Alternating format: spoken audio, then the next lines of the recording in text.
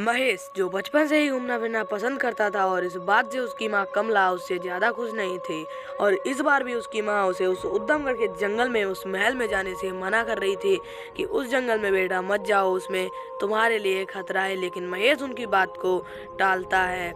लेकिन उनकी माँ के मन में बस यही डर था, जिस पर उसकी माँ कहती है, अरे बेटा तुम मेरी बात क्यों नहीं समझ रहे हो? तुम उस कलमुए केवल की बातों में आके ये सब कुछ बोल रहे हो। वो जंगल बहुत खतरनाक है। अरे आप चिंता क्यों करती हैं? केवल भी तो मेरे साथ जा रहा है ना।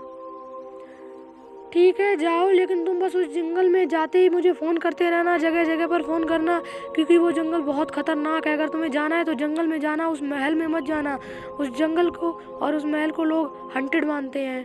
ठीक है माँ, ठीक है, आप चिंता मत करो, मैं पहुँचते ही फ़ोन करूँगा और समय समय पर तुम्हारे लिए फ़ोन करता रहूँगा। ठीक है, आप चिंता बिल्कुल भी मत करना, मैं केवल के साथ जा रहा हूँ। ठीक है।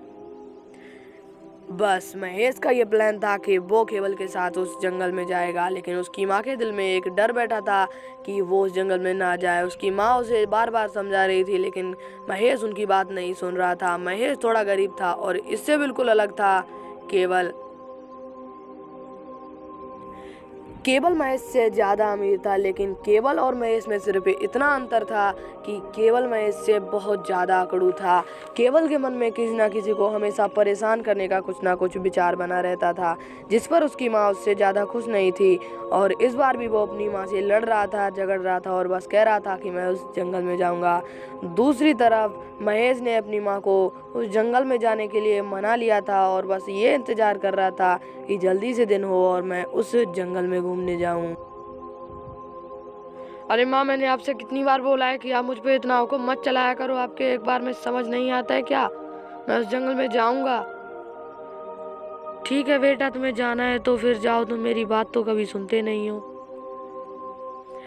अगले दिन महेश और केवल एक गार्डन में बैठे थे, तो महेश उससे कह रहा था कि तुम्हें परमिशन मिली या नहीं, जिसपे केवल कहता है, अरे मिलेगी कैसी नहीं यार, ये बता, मैं इकलौता बेटा हूँ, मैं तो उन्हें मनवा ही लूंगा। तुझे मिली?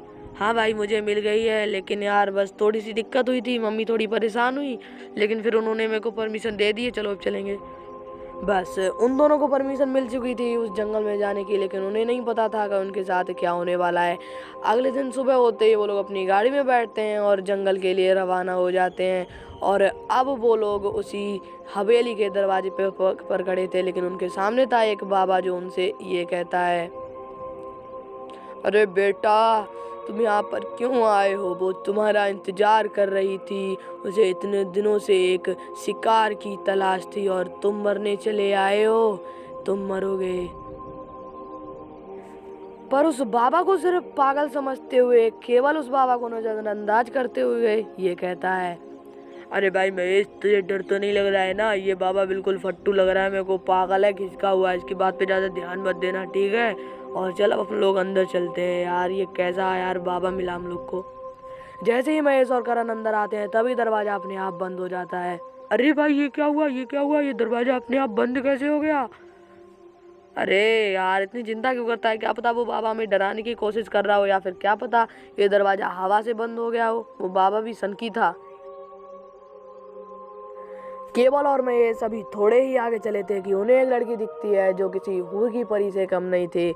उसे देखते ही केवल महेश से कहता है, अरे अरे अरे अरे अरे ये कौन है? कहीं हूर की परी तो नीचे नहीं उतर आई यार।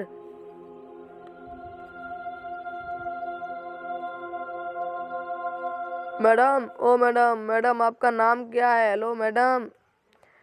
मेरा नाम यक्षी है और मैं आप लोगों को ऊपर की सैर कराऊंगी। ऊपर की सैर? उससे तुम्हारा क्या मतलब है? ऊपर की सैर क्या होता है? अरे मेरा मतलब है कि मैं तुमको पूरा महल दिखाऊंगी। ठीक है ठीक है ठीक है ठीक है, महल दिखाओ, बस आप तो मेरी टूर गाइड हो, है ना? ठीक है फिर आप चलिए, मैं अभी आता हूँ, ठीक है? महेश यार तू यार इसके साथ घूम, मैं अभी आता हूँ यार, मेरी माँ ने बोला था मुझसे फ़ोन कर देना, तो मैं फ़ोन करके अभी आता हूँ, ठीक है?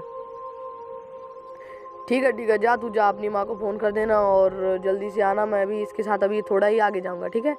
जिसके बाद वो लड़की महेश के साथ चली जाती है। अभी वो लोग थोड़े ही आगे चले थे कि तभी उन्हें किसी के चीखने की आवाज़ आती है, महेश, महेश मुझे बचा ले महेश। अगर आप लोग इस वीडियो का नेक्स्ट पार्ट चाहते हैं तो प्लीज़ वीडियो को लाइक एंड चैनल को सब्सक्राइब कर देना और हमें कमेंट बॉक्स में ज़रूर बता देना।